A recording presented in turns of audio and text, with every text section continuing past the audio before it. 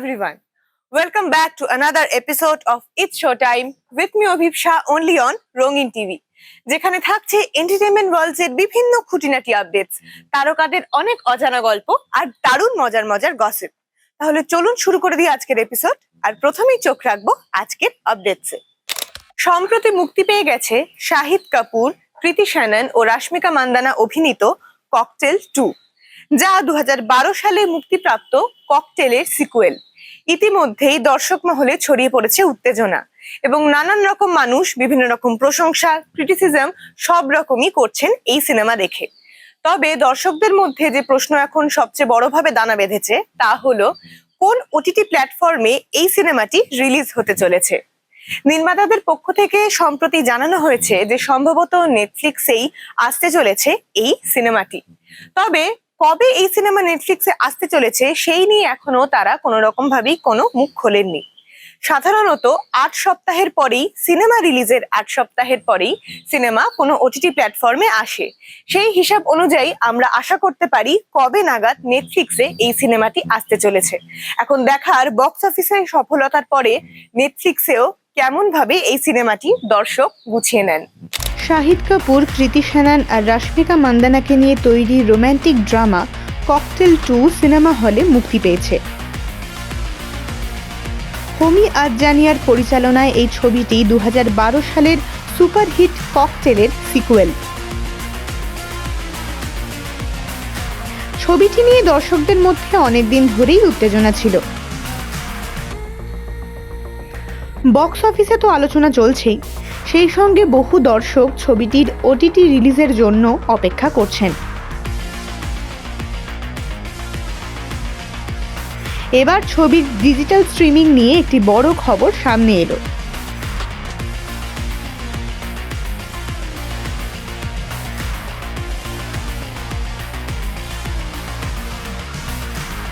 Cinema হলে মুক্তির সঙ্গে সঙ্গেই ককটেল 2 এর ওটিটি স্ট্রিমিং নিয়েও জল্পনা শুরু হয়ে গিয়েছে।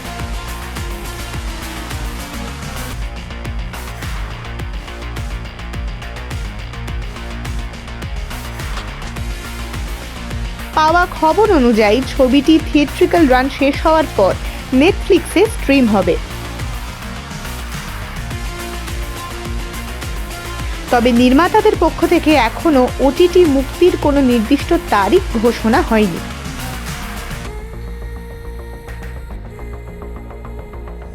সাধারণত বড় বাজেটের ছবিগুলো সিনেমা হলে অন্তত 8 সপ্তাহ চলার পরেই ডিজিটাল প্ল্যাটফর্মে আসে। সেই হিসেবে দর্শকরা সম্ভবত 15 আগস্টের পর এই ছবিটি স্ট্রিমিং প্ল্যাটফর্মে দেখতে পাবেন। মুক্তির সঙ্গে সঙ্গেই ককটেল 2কে বক্স অফিসে বেশ কঠিন প্রতিযোগিতার মুখে পড়তে হয়েছে।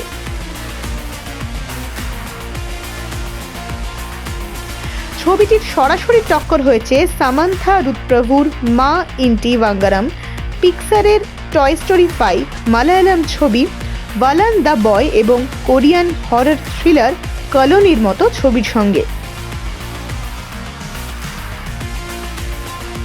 এছাড়া haunted 3D, echoes of the past, disclosure day, Bharat Bhagya Bidhata, governor the silent saviour, obsession এবং ব্যাক রুমার্স এইসব ছবিগুলো আগে থেকেই সিনেমা হলে চলছে। ফলে ককটেল 2 এর জন্য দর্শকদের মনোযোগ ধরে রাখা একটা বড় চ্যালেঞ্জ হতে পারে।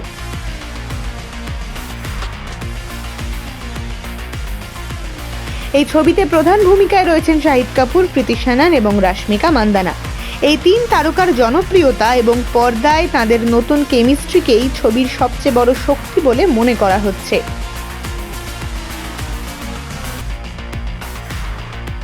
পরিচালনার দায়িত্বে আছেন হোমি আদজানিয়া, যিনি এর আগে ককটেল এবং ইংরেজি মিডিয়াম, ফাইন্ডিং ফ্যানির মতো প্রশংসিত ছবি বানিয়েছেন। ছবিটির প্রযোজনা করেছেন দীনেশ বিজন, লভ রঞ্জন, প্রমিতা আর বিজন এবং অঙ্কুর গর্গ। ভারতীয় রাজনীতির ইতিহাসে এমন কিছু কিছু অধ্যায় রয়েছে যা সিনেমার গল্পকেও হার মানায়। তেমনই এক অধ্যায় হলো ভারতবর্ষের রাষ্ট্রপতি দ্রৌপদী মুর্মুর গল্প। শোনা যাচ্ছে সম্প্রতি তার জীবন নিয়েই একটি ডকুমেন্টারি হতে চলেছে এবং তা তৈরি করার পেছনে রয়েছেন বলিউডের মিস্টার পারফেকশনিস্ট আমির খান। একদমই তাই, তার জীবনের স্ট্রাগল, বড় হয়ে ওঠা, বিভিন্ন যুদ্ধ এবং অবশেষে এই পদে নিজের আত্মসমর্পণ, সবটাই গল্পের আকারে মানুষের কাছে পৌঁছে দিতে চলেছেন আমির খান। এখন দেখার আমাদের রাষ্ট্রপতির গল্প সাধারণ মানুষ কেমন ভাবে উপভোগ করেন। ভারতীয় রাজনীতির ইতিহাসে এমন কিছু অধ্যায় রয়েছে যা সিনেমার চিত্রনাট্যকেও হার মানায়।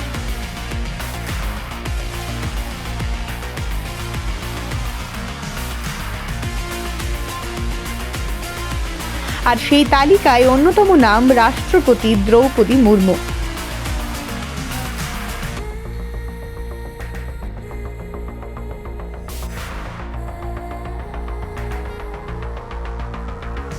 ওড়িশার প্রত্যন্ত গ্রাম থেকে দেশের সর্বোচ্চ সাংবিধানিক পদে পৌঁছানোর তার অবিশ্বাস্য যাত্রা এবার ধরা পড়তে চলেছে ক্যামেরায়।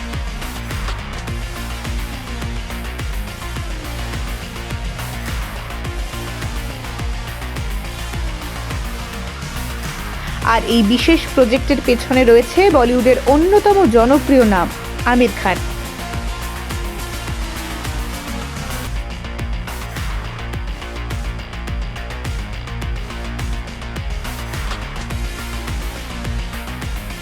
সম্প্রতি জানা গিয়েছে আমির খান প্রোডাকশনস রাষ্ট্রপতি দ্রৌপদী মুর্মুর জীবন নিয়ে একটি বড়সড় ডকুমেন্টারি তৈরি করছে।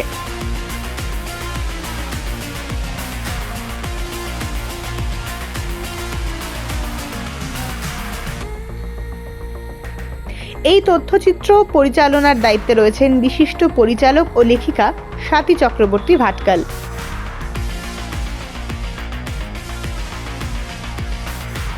সমাজ সচেতনতা এবং মানবিক গল্পকে অত্যন্ত সংবেদনশীলভাবে তুলে ধরার জন্য তার আলাদা পরিচিতি রয়েছে।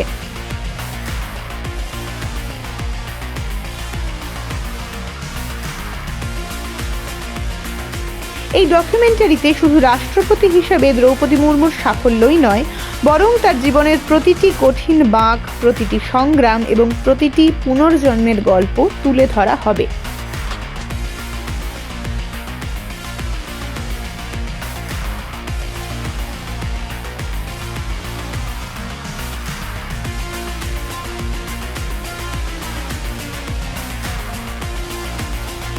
এই ডকুমেন্টারির মাধ্যমে পরিচালক স্বাতী চক্রবর্তী ভাটকালের সঙ্গে আমির খানের এটি দ্বিতীয় বড় কাজ।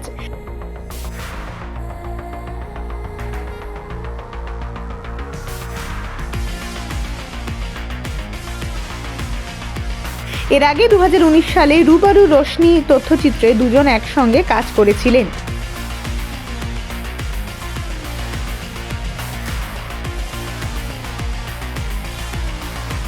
সেই প্রজেক্টও দর্শক ও সমালোচকদের কাছ থেকে ব্যাপক প্রশংসা কুড়িয়েছে।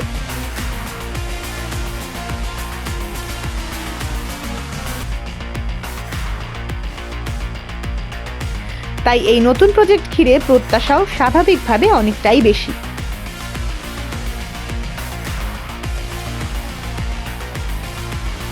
তবে এই গল্প শুধু একজন রাষ্ট্রপতির গল্প নয়, এটি ভারতের কোটি কোটি আদিবাসী, অনগ্রসর এবং প্রান্তিক মানুষের স্বপ্নের গল্প।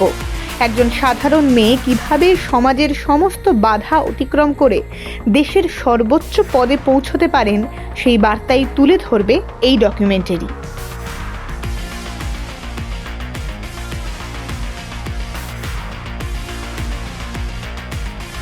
বলিউডে বিতর্ক যেন নতুন কোনো কথাই নয়। সম্প্রতি আবারও নতুন করে বিতর্কের ঝড় উঠল কাজল আগরওয়ালের সাম্প্রতিকতম সিনেমা দ্য ইন্ডিয়া স্টোরি নিয়ে। বলা হচ্ছে বিশেষ কিছু দৃশ্য নিয়ে এই সিনেমাতে আপত্তি জানিয়েছেন বিশেষ কিছু মানুষেরা। আইনি নোটিশও ধরানো হয়েছে নাকি এই সিনেমার এগেনস্টে। বলা হচ্ছে ভারতবর্ষের বিভিন্ন ক্ষেত্রের কৃষক, দুগ্ধ উৎপাদক, পোল্ট্রি ব্যবসায়ীদের ভাবমূর্তি ক্ষুণ্ণ হতে পারে এই সিনেমার বেশ কিছু দৃশ্যের জন্য। আর সেই কারণেই নাকি আইনি নোটিশ ধরানো হয়েছে প্রযোজক সংস্থাকে।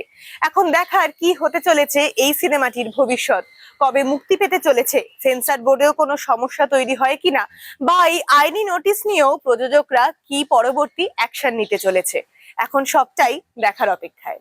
বলিউডে বিতর্ক যেন নতুন কিছুই নয়। তবে এবার বিতর্কের কেন্দ্রবিন্দুতে রয়েছে কাজল আগরওয়াল এবং শ্রেয়স তালপরের অভিনীত আসন্ন ছবি the Indian story slow poison in progress.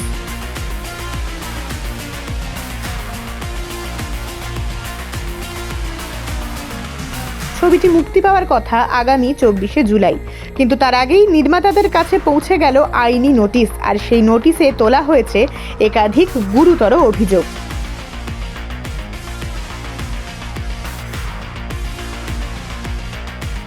Notice অনুযায়ী ছবিতে কীটনাশকের ব্যবহার, খাদ্যে ভেজাল এবং ক্যান্সার রোগীর সংখ্যা বৃদ্ধির মতো বিষয়গুলিকে এক সূত্রে গেঁথে দেখানো হয়েছে।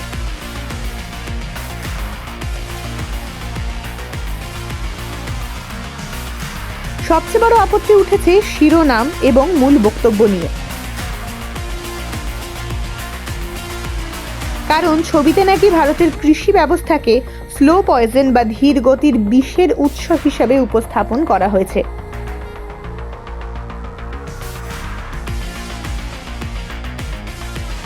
অভিযোগকারীদের মতে এই ধরনের উপস্থাপনা দেশের কোটি কোটি কৃষক, দুগ্ধ উৎপাদক এবং পোলট্রি ব্যবসায়ীদের ভাবমূর্তি ক্ষুণ্ণ করতে পারে।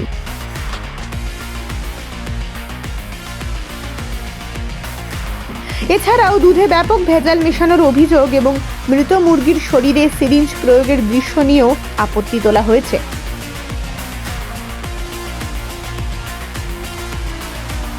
অভিযোগকারীদের মতে এই ধরনের দৃশ্য বৈজ্ঞানিকভাবে প্রমাণিত নয় এবং দর্শকদের ভুল বার্তা দিতে পারে।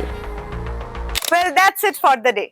আবারও চলে আসবো আরো একটা দারুণ এপিসোড নিয়ে। ততক্ষণ সঙ্গে থাকুন, দেখতে থাকুন ইটস শো টাইমের উইথ মি অভিপ্সা, অনলি অন রঙিন টিভি।